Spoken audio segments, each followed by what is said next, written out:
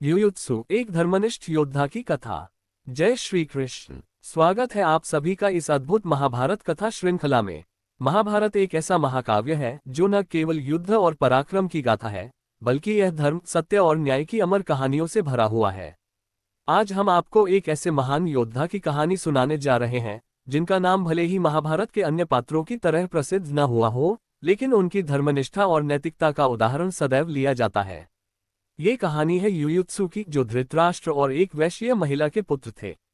युयुत्सु का जीवन हमें सिखाता है कि धर्म और सत्य के मार्ग पर चलने के लिए साहस और आत्मबल की आवश्यकता होती है। अपने परिवार और संबंधों के विपरीत जाकर भी उन्होंने धर्म का साथ दिया। तो आइए जानते हैं युयुत्सु की प्रेरणादायक कथा, जो आज भी हमें सत्य और न्याय के मार्ग पर चलने की प्रेरणा देती है। आइए हम सब कथा का श्रवण करते हैं। महाभारत के महाकाव्य में जहां 100 कौरवों और 5 पांडवों का उल्लेख बार बार होता है, वहीं एक ऐसा पात्र भी है जो धर्म और अधर्म के बीच खड़ा है। ये पात्र है युयुत्सु। युयुत्सु धृतराष्ट्र और एक वैश्य महिला से उत्पन्न पुत्र थे। वह कौरव और पांडवों के बीच के युद्ध में धर्म के प्रतीक बनकर उभरे।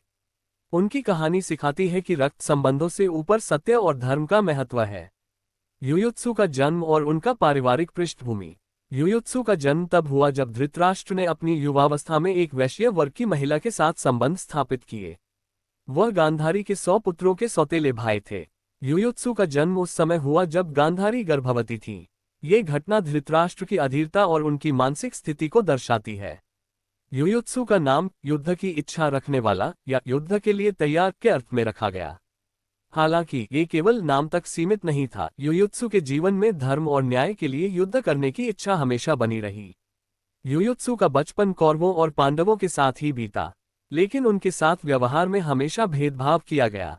उन्हें कौरवों की तरह राजा बनने का अधिकार नहीं मिला, क्योंकि उनकी माता राजघराने से नहीं थी। हालांकि उनकी विद्वता, शस्त्रकला में निपुणता और न्यायप्रियता ने उन्हें एक अद्वितीय स्थान दिलाया। युयुत्सु का चरित्र और धर्मनिष्ठा। युयुत्सु एक ऐसे व्यक्ति थे जो हमेशा सत्य के मार्ग पर चलते थे। कौरवों के दरबार में अधर्म और अन्याय का माहौल था, जहां दुर्योधन अपने भाइयों के साथ मिलकर छल कपट में लगा रहता था। युयुत्सु ने कभी भी इन बातों का समर्थन नहीं किया। युयुत्सु ने दुर्योधन की अधर्ममयी योजनाओं का विरोध किया। जब दुर्योधन ने पांडवों के लिए लाक्षागृह ज्वालामुखी महल का निर्माण कराया, तब युयुत्सु को ये बात ज्ञात थी। उन्होंने इस छल को रोकने का प्रयास किया, लेकिन उनके सुझावों को अनसुना कर दिया गया। महाभारत युद्ध से पहले युयुत्सु की दुविधा।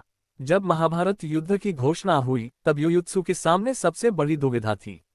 एक ओर उनके पिता धृतराष्ट्र और उनके भाई कौरव थे, तो दूसरी ओर धर्म और न्याय के प्रतीक पांडव।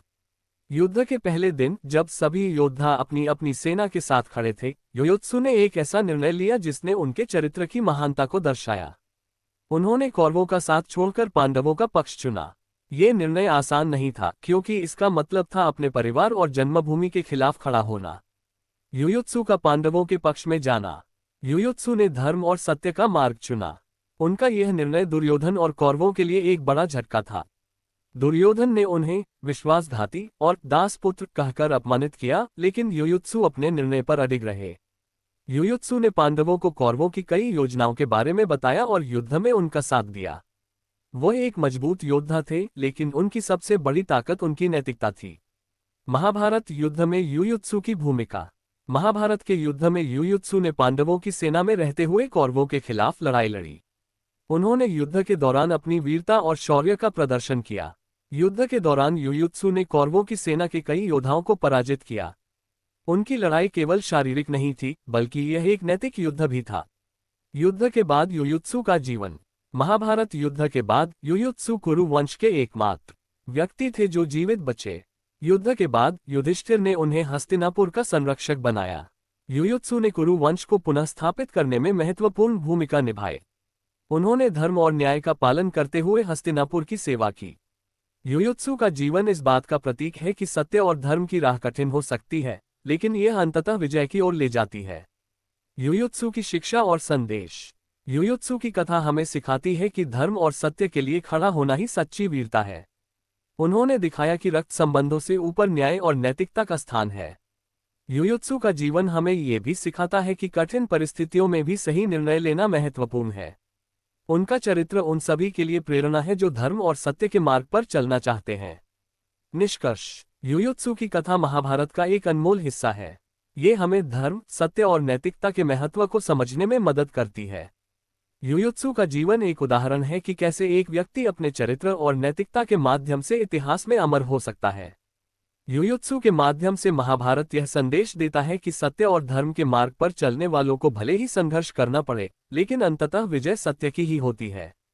मित्रों, अगर आपको युयुत्सु की यह कथा और महाभारत से जुड़ी प्रेरणादायक कथा पसंद आए हो, तो कृपया इस वीडियो को लाइक करें, कमेंट करें और अपने दोस्तों के साथ शेयर करें।